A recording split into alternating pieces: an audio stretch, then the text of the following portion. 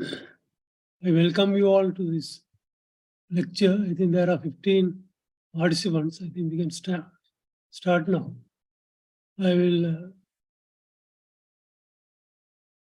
the screen. I think my first lecture, I will try to touch upon the international affairs and sustainable development.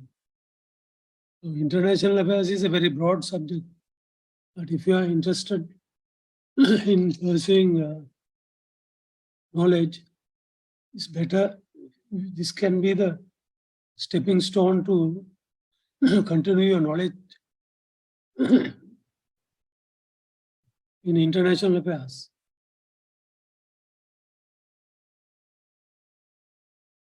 I think when we consider what happened through the centuries, say 20th century and 21st century, the global affairs were focused on these two lists actually. I have prepared this list. In 20th century, 2 world wars took place and it was the main, it was a destructive thing and there was a, actually it hampered development of the countries.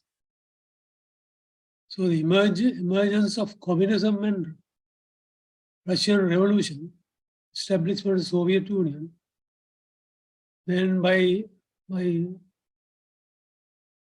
30s, emergence of Nazism and dictatorship of Germany, which launched the World War II to capture the world. But there was resistance from other countries and somehow it was overcome. So then they established NATO soon after the war. That is also a milestone in international affairs in the 20th century. So the most important thing in 20th century was establishment of the United Nations in 1945. That was a turning point of the world order. So after the war, there were 2 camps actually. They were competing each other. It was Western Russia and West. There was a Cold War for supremacy. So that is also something that we have to learn now. By 1993, Russian leader Gorbachev, he initiated total reforms of communist Russia, and he gave freedom to most of the countries captured by during the World War I and II. A number of countries like Ukraine, Kazakhstan, all those satellite states were given freedom to, govern their own.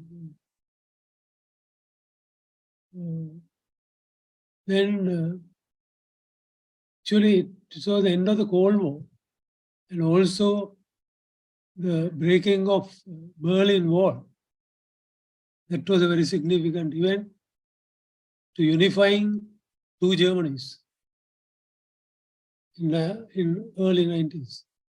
Then this Middle East crisis still there. Then by 1980s, there was a pandemic of AIDS. Then the other pressing issue was environment for most of the countries because of the exploitation of natural resources.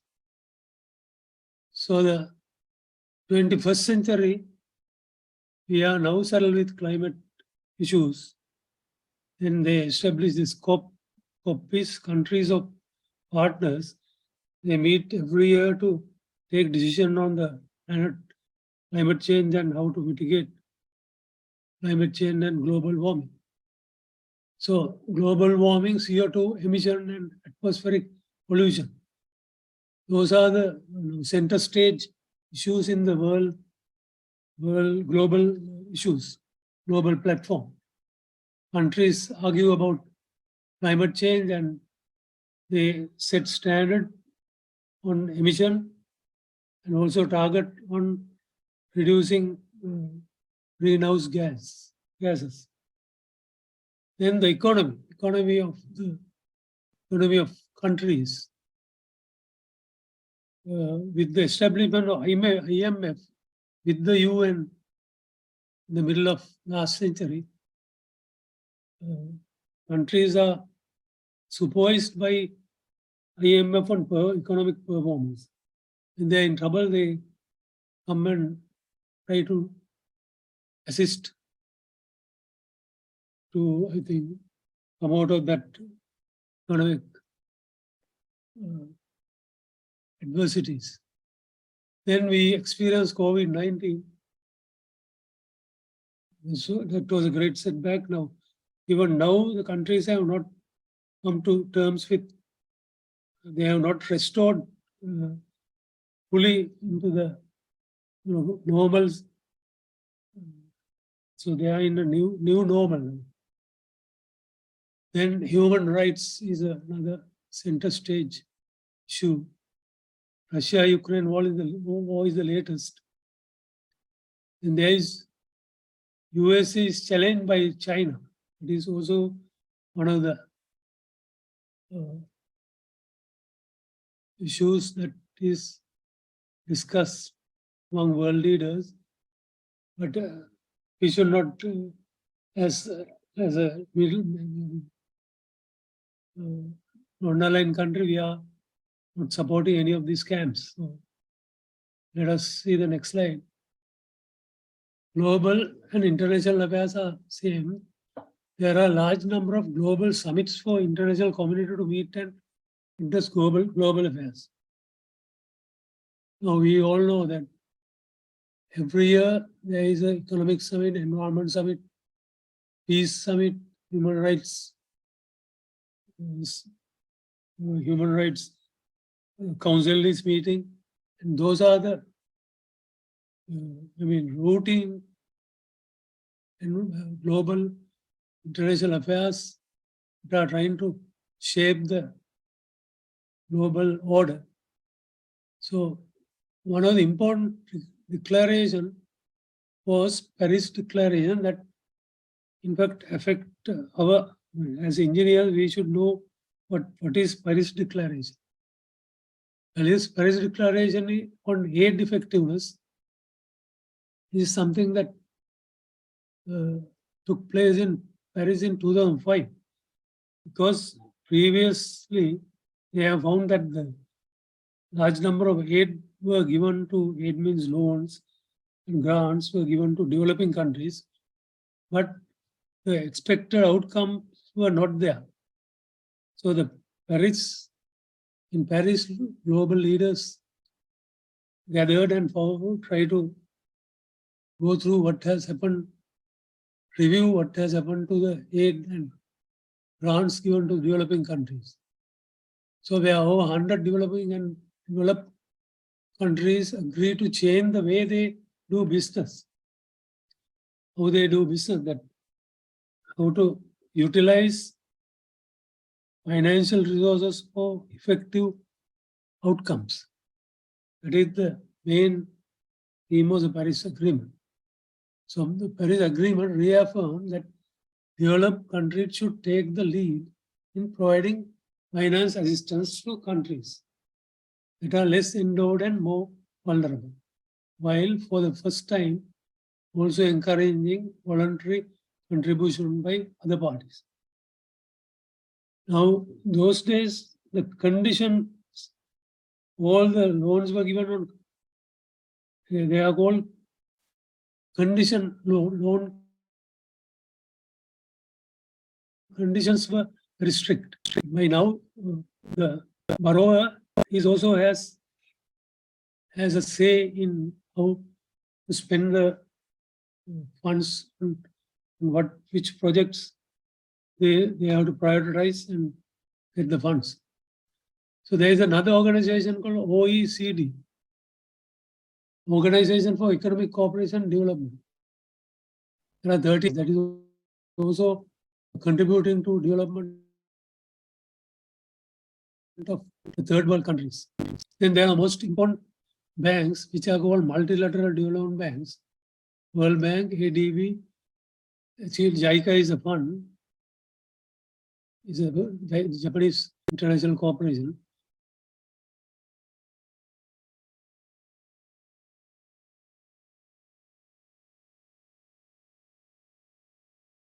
China, South Korea, and various other things, other countries. And bilateral development banks like Islamic development banks, African development banks, there are a lot of other bilateral aid also coming to countries. Then when these policies were developed, World Bank, when they give a loan to a development project, they go from A to Z, how the money is spent and what are the impacts, what are the issues. They need, the borrowing country need to convince the donor that the project will not have any adverse effect on the environment as well as social on the people. But recently we found China in the last, say, 15 years or so, 20 years, China started lending bilateral aid to various countries, and they do not go through this rigorous analysis of project planning and appraisal. But they just give the funds and we can do anything we like. So that kind of thing, I think you must be knowing, but it's a kind of project that we have developed with Chinese aid. Those are actually not giving any return, so that we cannot, there is no return to pay debts. That's another issue. So there's another very important meeting. Every year they meet. It's called Spring Meeting of the Board of Governors of the World Bank Group. The International Monetary Fund and they bring together central bankers. Central bankers, Ministry of Finance and Development, parliamentarians, private sector executive, representatives from civil society organizations, and academics to discuss issues of global concern, including the World Economic Outlook, poverty eradication, economic development, and aid effectiveness. Now, every April, somewhere in 19th to 25th, this meeting is there. Finance Minister attend this meeting, and there they decide how to allocate funds, what kind of issues to be addressed. Also featured are seminars, regional briefing, press conference, and many other events focused on global economy. During the same time, there are a lot of side events on these topics, subjects. Global economy, international development, and the world's financial system. So this year's event will, next year it will take place in Washington. So the key focus this year was reducing poverty, increasing shared prosperity, and promoting sustainable development. I hope it makes some interest in you. Now, the Paris Declaration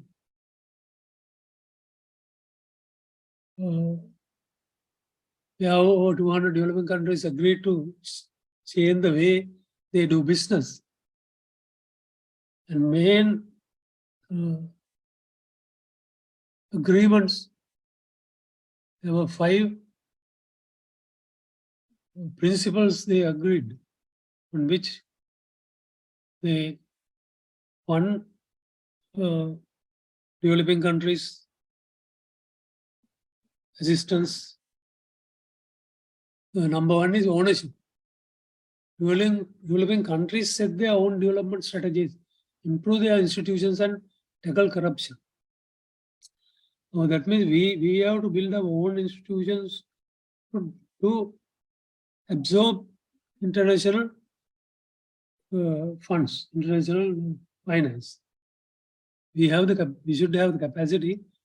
Now, we all know very well that so far the large number of mega projects which are actually manned by Sri Lankan engineers mostly.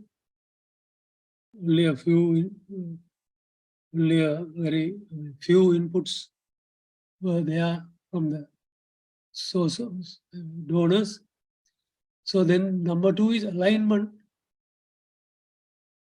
Donor countries and organizations bring their support in line with these strategies and use of local system. The donor funds are aligned with local priorities. That is what they agreed. Then number three is harmonization of donor organization, coordinate their actions, simplify procedure, and share information to avoid duplication. So that means this is a collaborative effort with the institutions of the country, borrowing agencies, and the donor. Harmonize the efforts in development assistance. Then there was another one, managing for these results. That is the most important thing. That we need results from every investment. Then we can afford further investment by economic strength. Managing for the results that is going to bring up our economy in shape. Developing countries and donors focus on producing and measuring results. So how many of you have experienced this kind of review by the donors? And when you, since you are just about 5 years into your career, when you go further, you will realize that how the countries, the donors, how they operate. So mutual accountability, that means donor and the developing countries are accountable for development results. Both parties are accountable. And because at the end of the day, you must not face that embarrassment of waste, just money has gone somewhere, but nothing has happened on the ground. There is something, both parties will be embarrassed at the end of the day. Then now the donors have categorically stated that they will lend only if there is a policy. So it's called policy-based lending. Each government has to have a policy of each sector. Now, say, for example, power, water, agriculture, industry. So when there is a water policy and how the future development will take place based on the policy has to be clear to the donors. It's called policy-based lending. One of the most important summit that was held in the last century was Rio de Janeiro summit, Earth Summit, that they agreed on, they addressed the issues of climate change, desertification, biodiversity loss are heavily interlinked and pose existential challenges to humanity. In response to these challenges, government found 3 sister Rio conventions in the 1992 Earth Summit, Rio de Janeiro, Brazil. Now, they call it Agenda 21. That means this summit was held to face the 21st century issues. These 3 conventions are United Nations Framework Convention on Climate Change, UNFCCC, also known as US Climate Change, UN. The Convention on Biological Diversity, CBD, also known as UN Biodiversity. Then United Nations Convention to Combat Desertification.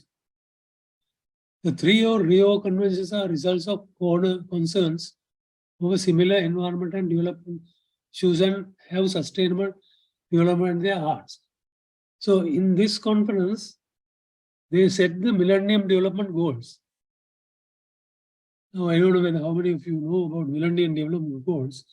They set these goals for all the member countries from 2000 to 2050. So countries work towards meeting these goals. In fact, I haven't put down those goals since they are now expired. So they also agreed on the Sustainable Development Goals in this summit. So they call it Agenda 21. How we face 21st century with these global issues and how to tackle climate change and resource depletion all over the world. 3 conventions adopted here at Rio 92 are these.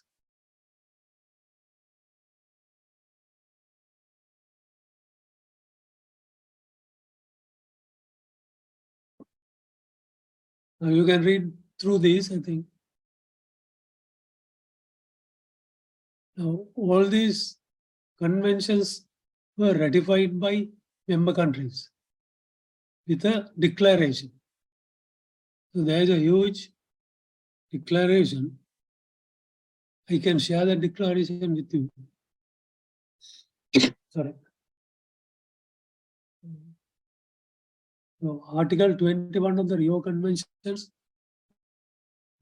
which was held in 1992. That is the recommendations, the declaration, recommendations are given in the Rio Convention, which was held in 1992.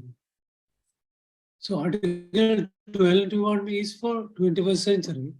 Now we should face how we should face 21st century, and also to targeting 17 SDGs are also based on this Article 21. So some of the, I think there are a large number of listed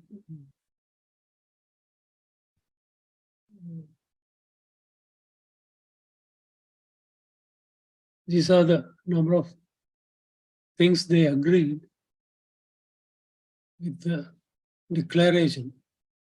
International cooperation accelerate sustainable development in developing countries and related domestic policies. So all the countries now have incorporated SDGs into their domestic sectors, policies. And number 2 is combat poverty, changing consumption patterns. You know, in the West, the 60s, they call it the most luxurious lives were spent by the Westerners in the 1960s. So they spent on big cars, big lands, barbecues, and all those exploitation of all the resources, petroleum. So changing consumption patterns is something important because we are living beyond their means. And demographic dynamics and sustainability. Protecting demographic dynamics means population increase. And what is the carrying capacity of the planet? How many people the planet can carry? Protecting and promoting of human rights, human health. Promoting sustainable human settlement development. Integrating environment and development in decision making. Protection of the atmosphere. Management of the land resources. combating climate change, deforestation, combating desertification, promoting sustainable agriculture and rural development, conservation of biodiversity, environmentally sound management of biotechnology. I think these are very broad topics. You can think of learning, further learning on this subject. To be a smart engineer, I think you need to know whether you are electrical, civil, mechanical or chemical or any other discipline. You have to know these things as basic to become a smart professional. So as you just think about the population growth of the globe last 300 years or so, from 1 billion to, it will go to 9 billion by 2048. So this shows the rapid mobilization of resources by the people.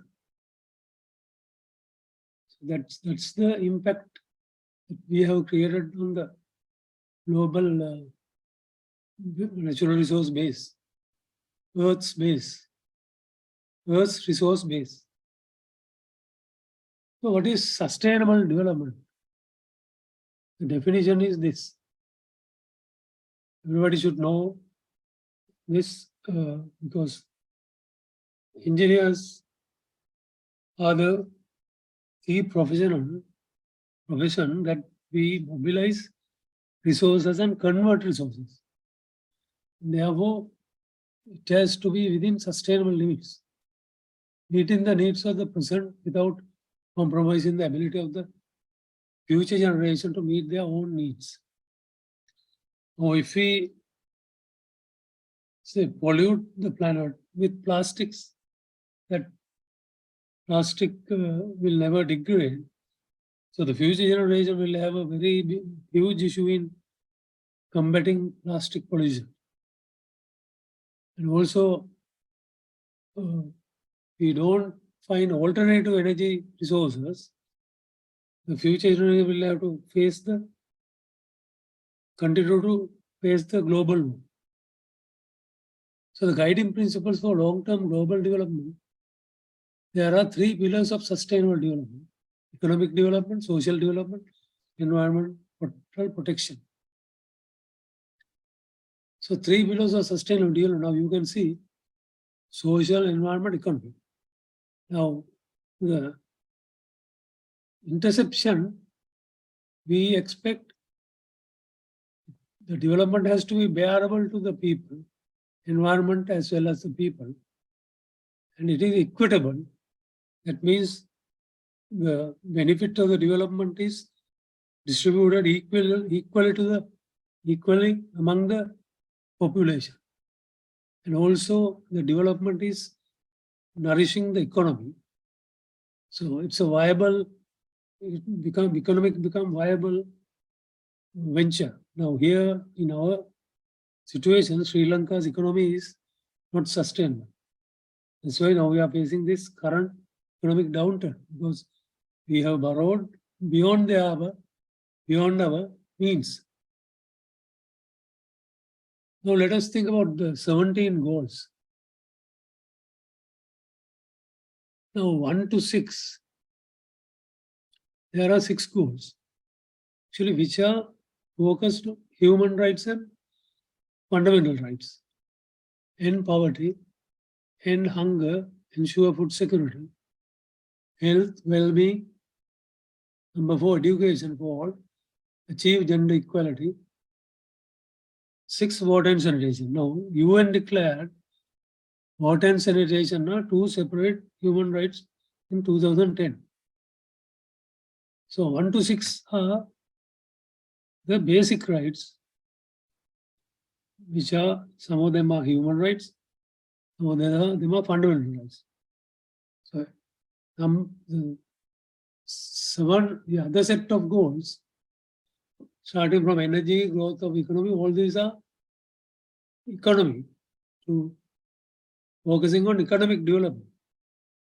So 1 to 12, it is energy, economic growth, infrastructure, industrialization, inequalities, cities, livable cities, sustainable consumption and production. The other 5 goals are focused on saving the planet. Climate change, oceans, life underwater, biodiversity, forest desertification, peace, justice, and inclusiveness, strong institution, global partnership for SDG. Global partnership means that we need to report to UN on the progress of achieving the goals. That is our partnership, that is the commitment to show that we are on track, or whether we are on track or whether we are off track has to be continuously monitored in meeting these, targeting these goals. Under these goals, there are 168 targets. So I'm not going to discuss those targets. I think you all can browse the web and find out each and every goal has targets and indicators. Indicator is the instrument used to measure the achievement of the target. So you have to learn what is goal, what is the target, what is the indicator.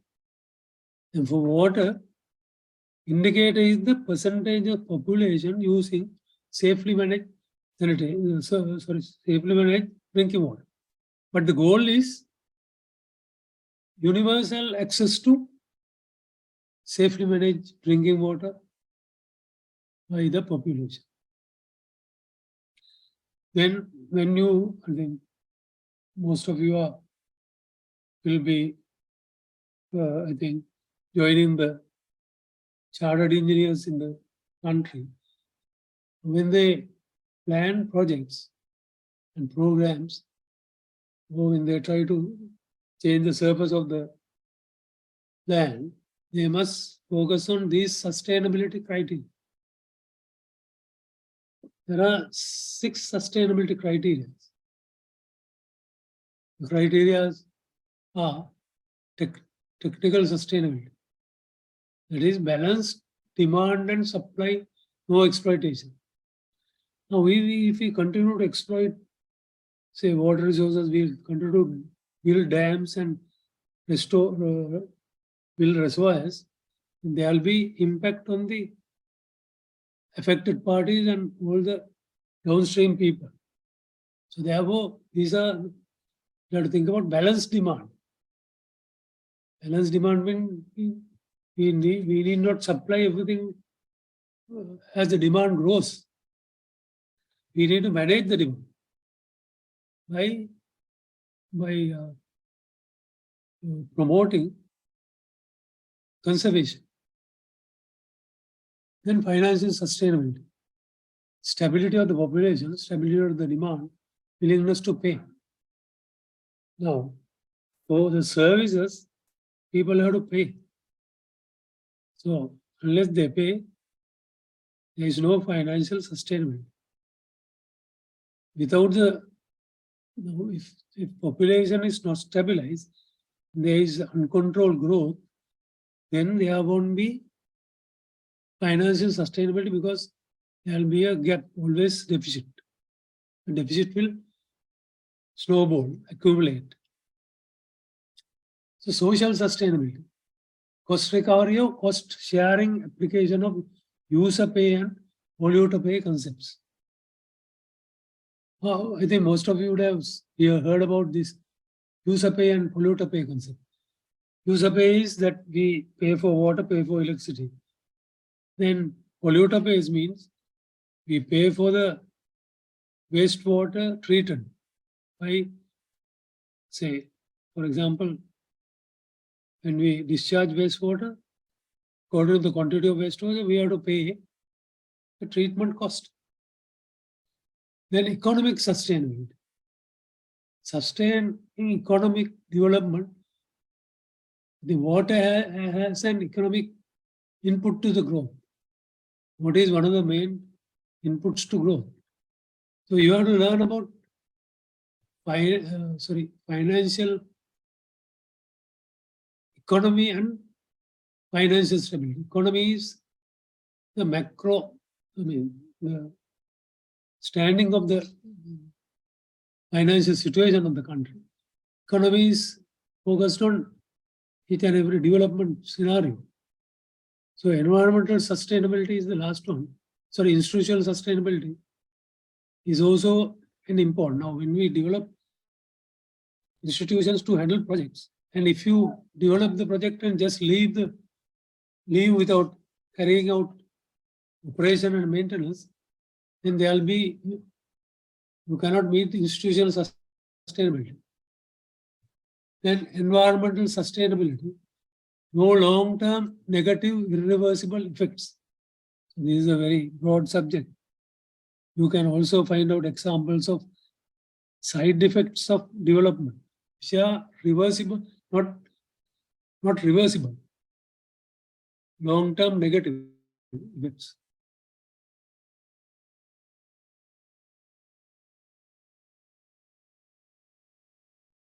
Global issues currently affecting the planet. Then you can go through this just a minute.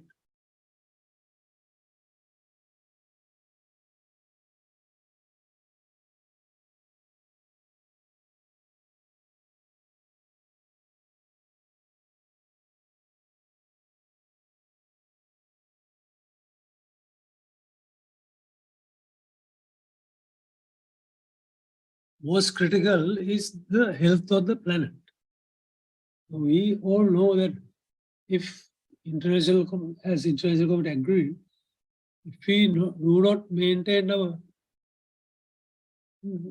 greenhouse gas emission and keep the temperature rise below 1.5 degrees by 2050, that is the target. If we do not do that, there will be catastrophic impacts, issues we have to face. So those are, that is one of the, at the top of the table, top of the list. Health of the planet, sustainability, depletion of the resource. There is a P missing here, but depletion of resources, pollution and exploitation. So depletion of resources we have experienced now. Poverty, income and distribution, income distribution.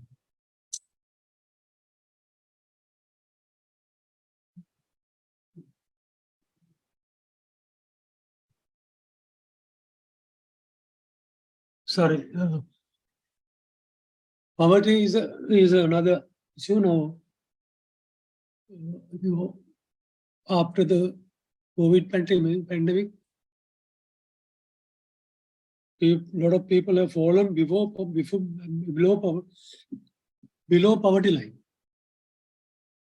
Income distribution, lack of basic needs, rising cost of energy, food and water, loss of livelihood, access to education.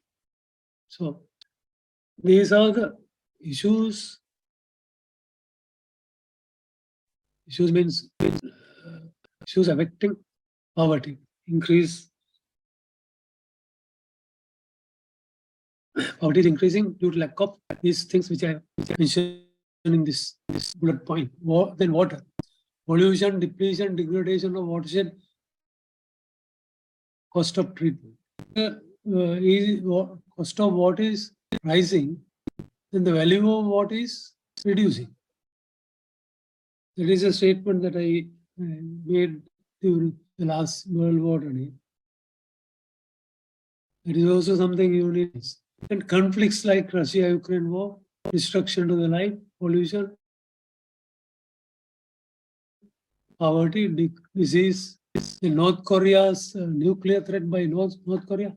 It is also a global issue. Absence of democracy, dictatorship, denying rights, corruption, suppression. Still, some countries practice these suppressive policies. Then economies affected due to COVID-19. It is also a global issue. Drugs and unethical trade and businesses. Border issues, which are flaring up at times. You can learn about these things as well. And what are the critical environment issues affecting the planet? Environment as a whole is affected due to industrial and economic domestic pollution. Plastic, fossil fuel, burning of fossil fuel, and built environment. Built environment means we are encroaching the natural environment and put concrete and put asphalt. That's why we are violating the environment by concrete and asphalt. Then deforestation, exploitation of the resource. Now, when the poverty increases, there is also a threat to resources, natural resources, because people tend to exploit resources and make a living, like deforestation, land grabbing, all those things, mining. So climate impact, floods, droughts, landslide, global warming, air, water pollution, food pollution. These are all new subjects we have to learn. I think climate impacts are common to all professions. So there are no specialists for climate. Whatever we learn, the knowledge is limited, but we need to have the knowledge already in place in the international arena. So the other issue is HMD, we call it HMD. Hydrometeorological disasters. That is caused by climate change. We are experiencing very intense rainfall and long droughts and landslides. Those are called hydrometeorological disasters. Just look at the national issues affecting Sri Lanka at present. When you learn about the global issues, we are now settled with a very four key issues. For Sri Lanka, the most pressing issues are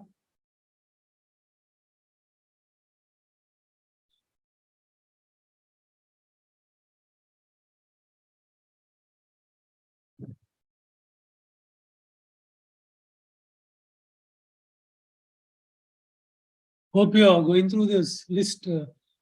Sri Lanka, the most pressing issues are we are, I think, affected due to adverse economic situation. We have fallen below the threshold that we achieved certain level by 2018, but we have fallen below that line. And now it is time to recover, go up to the restore normal order, but it will take time. So restoration, recovery from economic downturn, and recover with economic development and improve quality of life. Then build back better social order and financial stability, access to affordable living. That is restoration. Now we all know this country situation. I think we are not out of the wood. Then prosperity is the next stage. Once we restore order, we have to think about prosperity. And we cannot go on borrowing money, increase growth and achieve self-sustenance, generating surplus to serve the debts and improve living standard of the people, social and environmental stability. sustenance. We need to have self-sustenance so that we don't borrow, but we do debt services and bring back the economy in line with a developing country. As we all know, we are living beyond. Sri Lankans are living beyond their means because we import a lot of things, but we are not producing anything. We are borrowing and importing luxury items. So what are the building blocks for enabling environment? This is applicable, this is for water, but this could apply to any economic. We need to maintain integrity of the hydrological cycle for sustainable water use.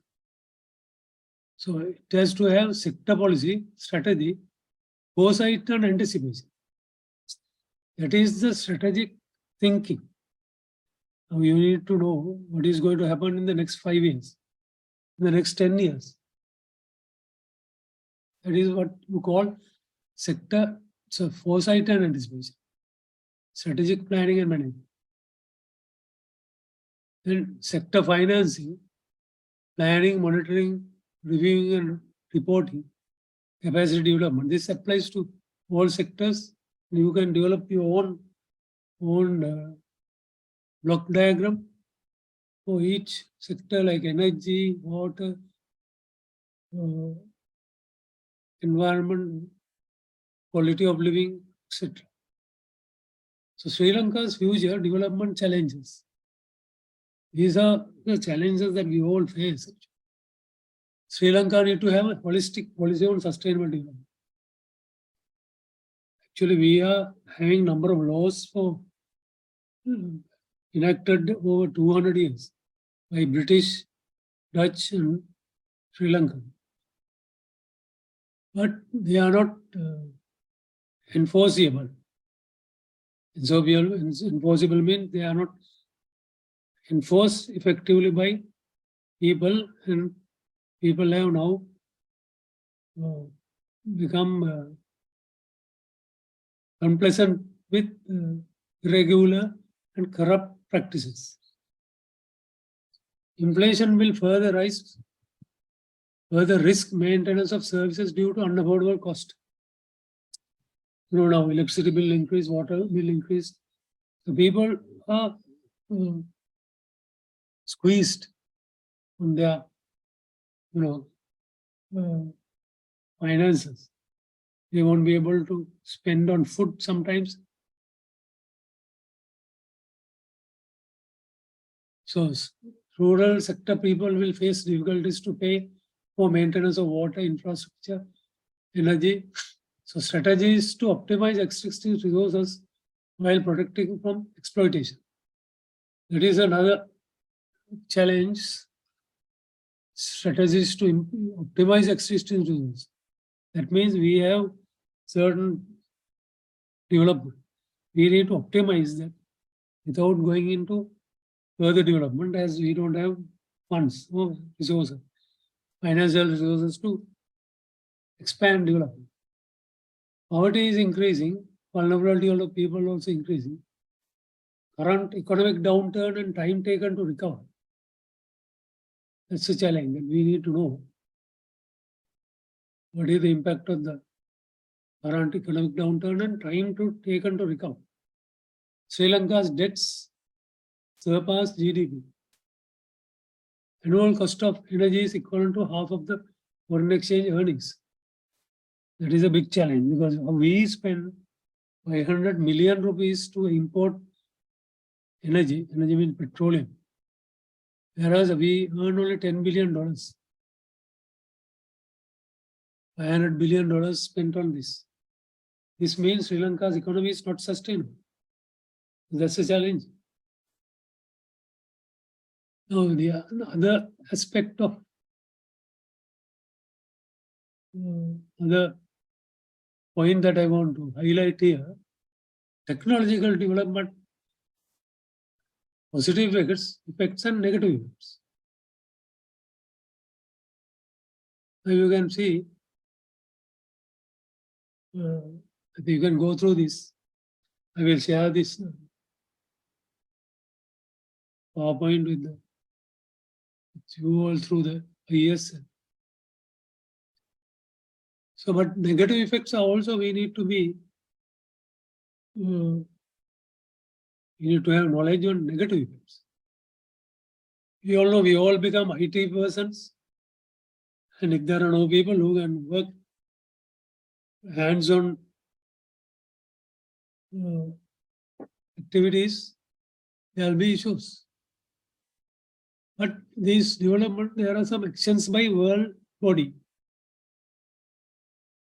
considering that IT and all those devices, artificial intelligence, they are creating a vacuum among people. Because you can see now UNESCO recommends a ban on cell phones in schools. Phones are a distraction, enable bullying and hinder social development. Several countries have already banned phones in schools. Restriction of outdoor play effects, restrictions of outdoor play affects child development. Children, they are confined to home and watch TV and play games. When we were small, we after school we straight away go to the grounds and do outdoor activities until 6:30 p.m. Then more prone to stress, anxiety and depression, especially young generation, increased risk of mental health issues. Then use of artificial intelligence will affect cognitive development. Cognitive means how you use smartly your brain to solve issues, problems. But when you use a device, you just use fingers and no brains. Then you will be lacking creative intelligence, analytical intelligence, practical intelligence. Then so this will affect because you are over relying on artificial intelligence. Therefore, lack of critical thinking and creativity is an issue. Then there will be very few IT people will use their brain, but others use the device, not the brain. So I hope this is interesting topic. So role of engineer.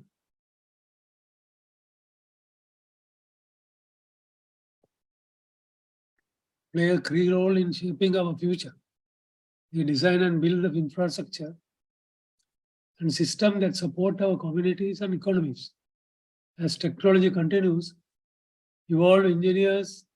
technology continues to evolve, engineers are at the forefront of innovation, developing new improved solution to challenges we face.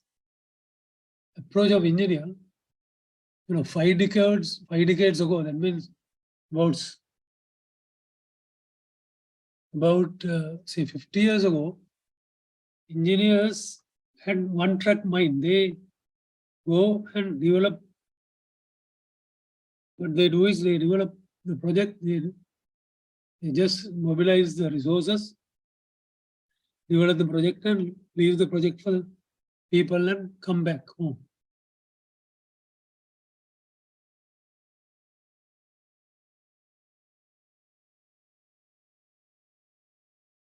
So can you go through this? What I mean mentioning here,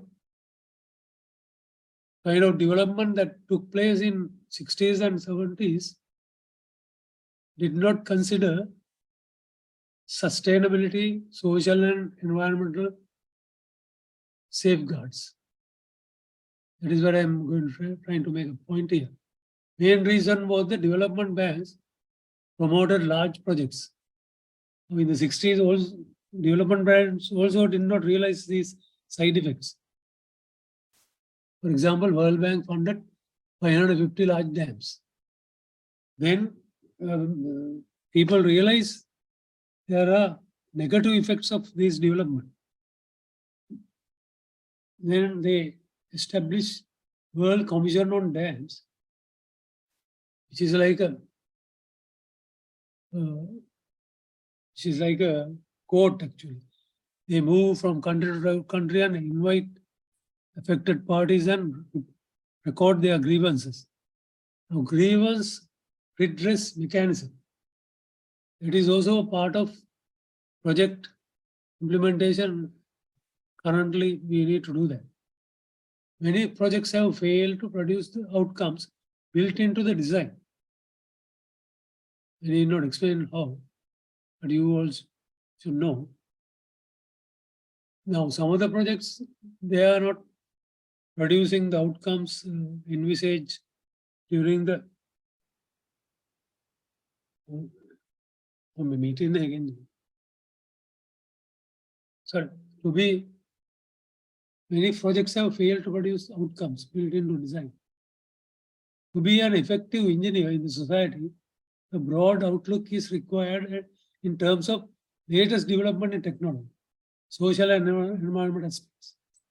So you have to first have to be a proactive person to see whether this development proposal is going to, what is the benefits, what are the disbenefits. You have to all record carefully and evaluate. Promotion and protection of human rights and social and environmental safeguards change the role of engineer to consider beneficiaries and affected parties equally. Now you can't overlook affected parties, displaced people.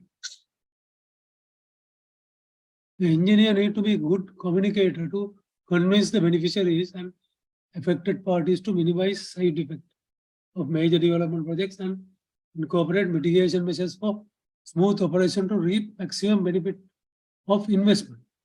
The last bullet point is something that you need to learn by heart to be an effective and smart professional.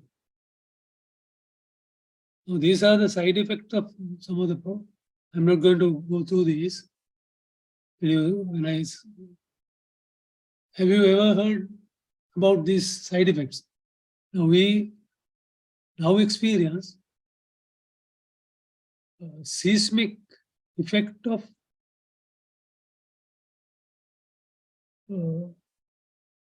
Victoria Dam. There is a called induced seismicity of water resource development. Apart from all these other things, recently we have experienced this seismicity. Let's say minor tremors. That is also a side effect. Now, what are the rights and what do they mean? Now, as engineers, we need to know the right for drinking water and right for sanitation. Human right for water, human right for sanitation, declared by UN. So these are now the government in 2016-14, I think, adopted human rights, promotion and protection of human rights, a national plan, and agreed to amend the constitution to incorporate these rights, human rights. It didn't happen due to the change of government and the COVID pandemic. If these are incorporated, people can seek legal protection from not serving them with fundamental basic needs. Now, in the sustainable development, the central transformative promise of the 2030 agenda is universal values. These are the universal values. That is human rights based approach, leaving no one behind. And as I said before, human rights based approach, 1 to 6 goals. Then leaving no one behind. Everybody has to be served by the development. Gender equality and women empowerment. Those are the universal values. They are aligned with international norms and standards. Then leaving no one behind, equity and no discrimination. Active and meaningful participation. Robust accountability mechanism. These need to be incorporated into development and governance. Actually, governance has to be promoted through these promises. What are the issues affecting vulnerable people, which development has not brought any benefits to these people? Even now in Sri Lanka, there are communities, they are not enjoying the same standard that we are enjoying in Western region. Discrimination, unjust treatment. It could be race, age, sex, or disability. And geography, location. There are hard to reach areas, out of reach of the government delivery system. Since mega projects cannot reach these people, they are permanently away from the benefits of mega projects. Then governance, apathy, lack of interest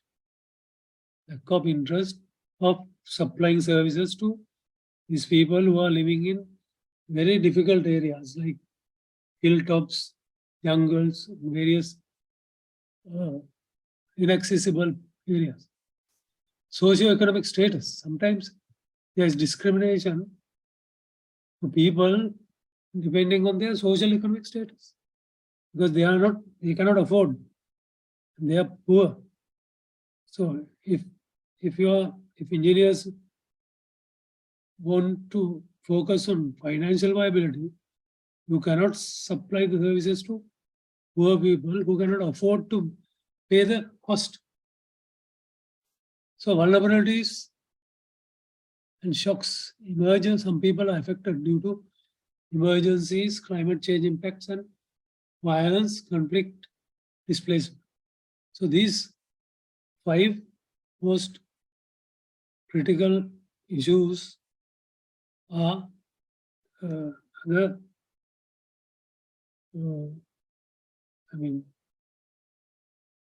forces acting on people on discrimination. Thank you very much. I will stop at that point for 10 minutes before we start the next lecture. Is it okay? Hello. Hope you are listening. Yes, sir. So we can take a break. You and I need a break about 10 minutes. Then we'll start 6:35 the next lecture. Okay.